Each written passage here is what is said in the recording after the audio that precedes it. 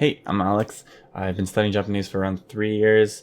I've passed the N2 last year, and right now I'm just kind of continuing my Japanese studies. And the biggest thing I do is actually study vocabulary. And I tend to have a lot of vocabulary that I really, really love and I really like to talk about. But I do have a lack of people to kind of share that interest with, especially to the extent of the amount of words that I want to talk about. So I was thinking of starting this channel just as a sort of outlet for me to talk about these kind of words. I have a couple words that I wanted to kind of introduce, and in the description box below, there's going to be timestamps from beginner to intermediate to advanced in terms of how difficult I think the word might be or how useful it is in everyday conversation. So today I want to talk about 5 specific words.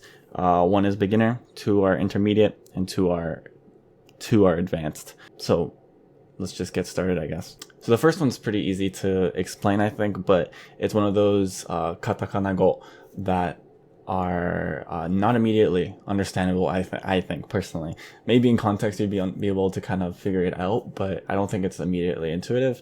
The word is tappar.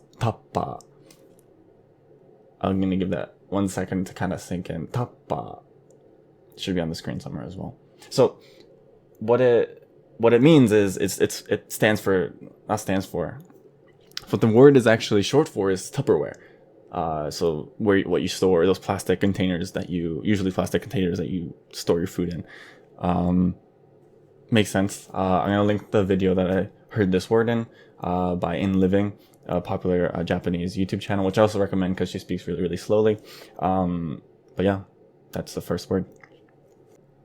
So now going on to the intermediate words. The first one I want to talk about is udezumo.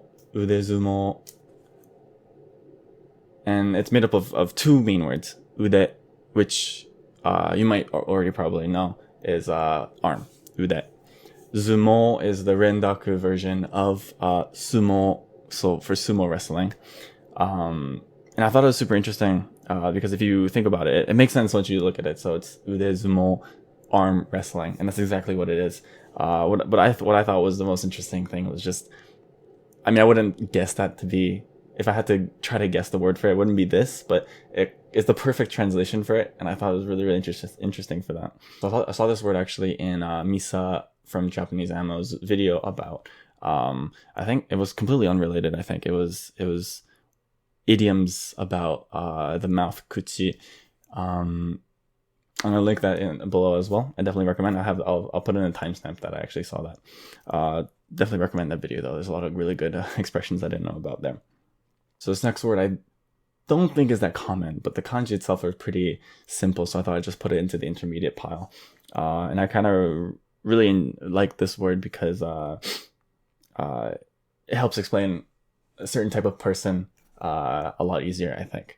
So I'm going to show this one on the screen first. Take some time to see how you would pronounce this. You see the kanji are for song, or sometimes used for like curve, and then for person. A curved person. So the pronunciation is kusemono. There's alternate writings for this. So for the word kuse, a common way to translate this would be like a mannerism, a peculiarity of someone.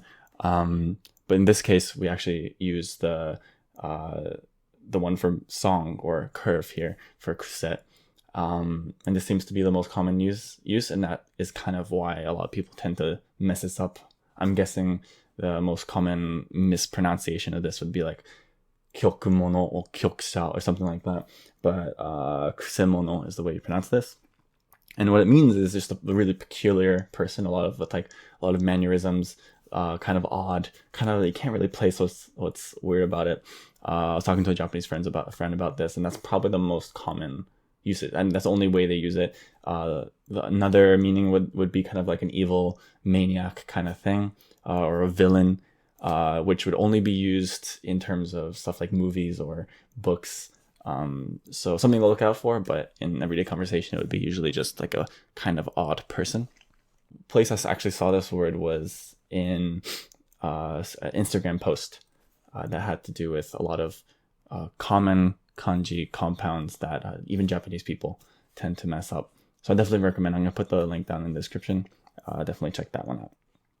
So now we're going to be getting into the final two advanced words now. The first one I'm including mostly because I'm a big fan of this word and I use it in everyday conversation, but it's not particularly a common word, and I wouldn't expect a lot of people to be using this all the time. So the word itself is条件づけ. Some people might know the word 条件, which is a pretty common word. I recommend you learn that word as well. 条件 means like condition. That's probably the best way to explain it. And づけ is comes from つける, to attach something. So when you put it together, 条件づけ, it's a suited verb, and what it means is the behavioral psychology term for conditioning. And for people that don't know what that is, it's mostly just attaching some sort of response to some stimulus, basically. The place I actually heard this word was the second episode of Terrace House, Boys and Girls in the City, or something like that. One of the people is one of the people on the show are trying to become a doctor, and they kind of, two people kind of connected about conditioning and experiments and stuff like that. So it's a good episode if you want to learn a little bit more about that. They talk about autopsy. They bring up the word for autopsy and stuff like that. I thought it was pretty interesting. But yeah. So the final word, I don't know if I would actually say it's like a really advanced word, but it's not too common, so I just kind of put it here. The word itself is 単細胞.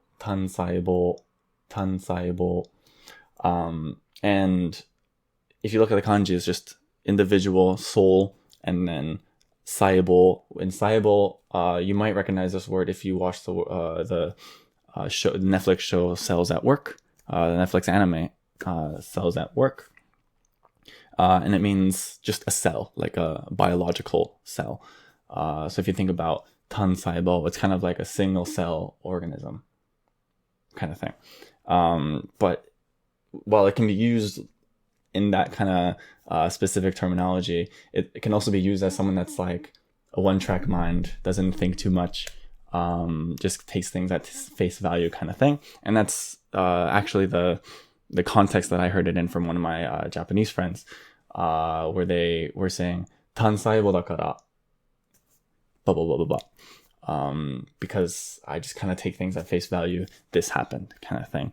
Thought it was a really interesting word and a really interesting usage of it, and also reinforces my previous knowledge of 細胞 as well, so can't go wrong. So that's everything I wanted to talk about today. Hopefully you learned something. Let me know which of the words that you didn't know, which ones you did know, and if you have any recommendations or kind of related words to some of these. Thank you. See you later.